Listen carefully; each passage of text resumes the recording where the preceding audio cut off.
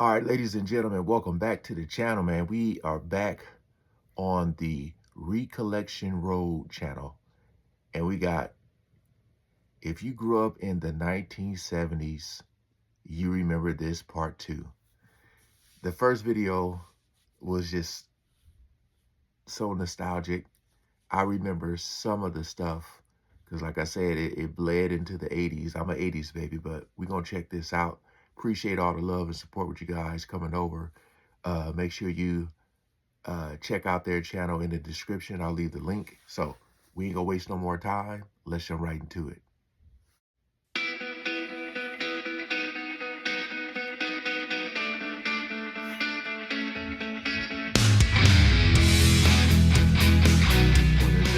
The 1970s had so much going on, I decided to put together another collection of things you might remember that will jog your memory of that decade. I used the comments from the last video to create the list. So if you grew up in the 1970s, you will remember many of these things, provided by you, the viewers. The Marlboro Man was a campaign that showed how rugged you could look smoking filtered cigarettes. During the 1970s, actual ranchers were used to portray the iconic character in both print and commercial advertising. I remember those. The 1970s was full of great movies, but some would say that this decade is where horror movies became mainstream. The success of such movies as The Exorcist, Halloween, and the Amityville Horror made going to the movies a new experience, where you would leave the theater rattled.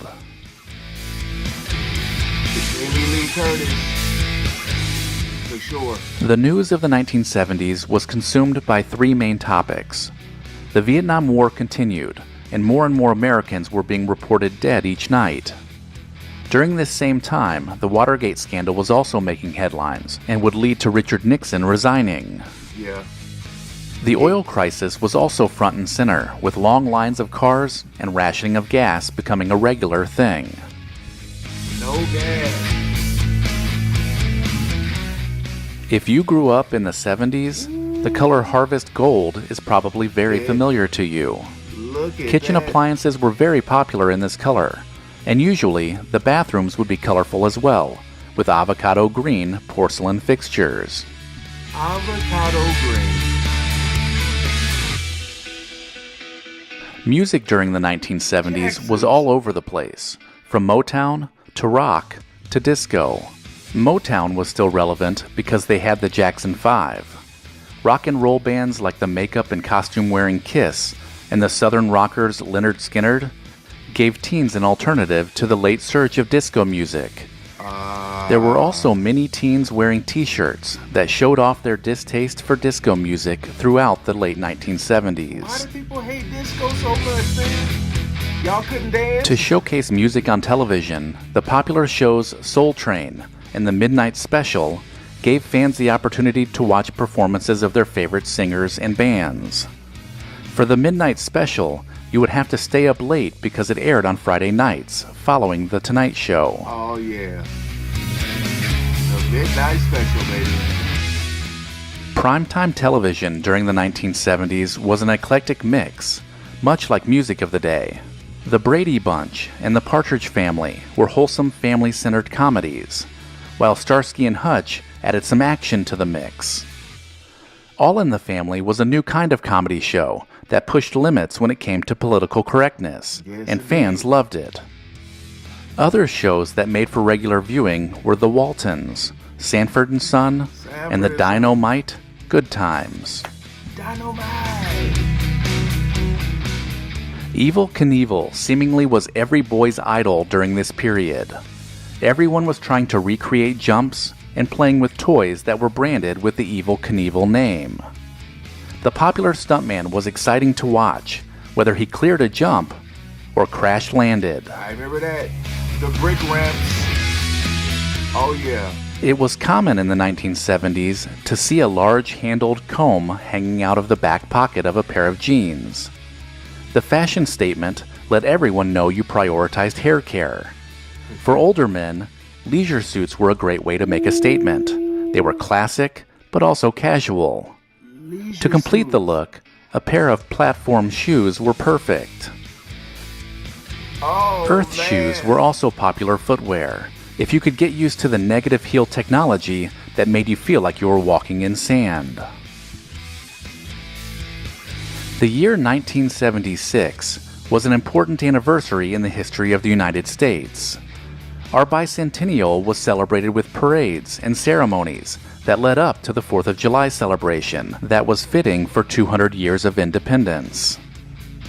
Patriotism was at an all-time high, with everyone getting in on wearing their red, white, and blue.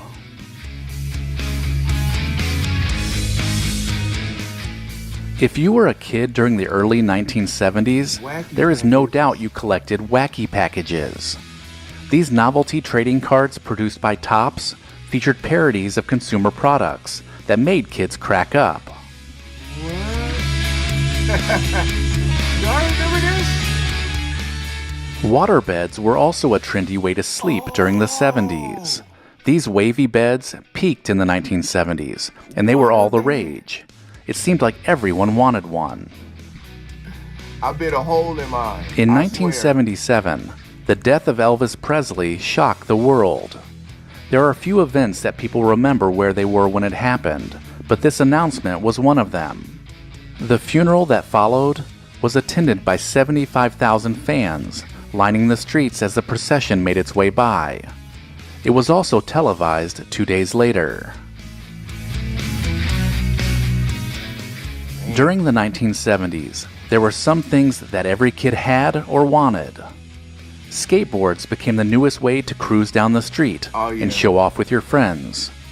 While hanging out in your bedroom, you might have turned on a lava lamp to set the mood, and then grabbed your favorite toy, a Stretch Armstrong, to see how far you could pull his arms before they returned to normal. I remember Stretch Armstrong. You may have also relaxed on your bed to read the newest issue of Mad Magazine. Like wacky packages, Mad Magazine made fun of everything, and it was great for a laugh. If you were in the mood for something more serious, you may have picked up a Dynamite magazine to see what your favorite celebrity was up to. Captain Interville. Farrah Fawcett was the 1970s in a nutshell. Every girl wanted to look like her That with her hair. feathered hair, and every boy fantasized about her. Posters were big in the 70s, and Farrah was pinned on every boy's wall. Popular pinups for girls were either Shawn Cassidy or Leif Garrett. John Cassidy. I don't remember him. To finish out the list, the movie Smokey and the Bandit was an action-packed thrill ride that took everyone along for the ride. The film was fun to watch and made everyone not only want a Pontiac Trans Am, but also a CB radio. The movie popularized the use of CB radios, so much so that they began appearing in many teenagers' cars as a way to communicate with friends and also strangers. If you enjoyed this video, check out the description for links that help support the channel. And as always, Hey man, this it's just, when you watch stuff like this and then you think about those times, like I said, I'm an 80s baby, but some of the stuff bled into from the 70s bled into the 80s. So it's like some of the stuff you remember, I just think of the times when technology wasn't so advanced, and it just seemed like what I get from this video is like I felt like we talked to each other more, like people communicated more. Now you get people like that are so quiet, really don't speak. Like, when was the last time you had a conversation with someone over the phone versus, like, you know what I mean? Like, remember people used to talk on the phone, but now it's just mainly through text. I feel like people have more conversations texting people than they do talking to people. Even when they drive, people rather text and drive than talk and drive. You know? how you could be on speaker with somebody or had to be talking to them through your car. People will actually risk crashing, texting, because they don't like to talk on the phone. I just think about the gas and just how everything was so cheap, man. I know, as life goes on, things change, but man, what a great video. Shout out to the Recollection Road. Hope you guys enjoyed. Comment below. I know y'all remember all of that, but what was your favorite? All right, peace out.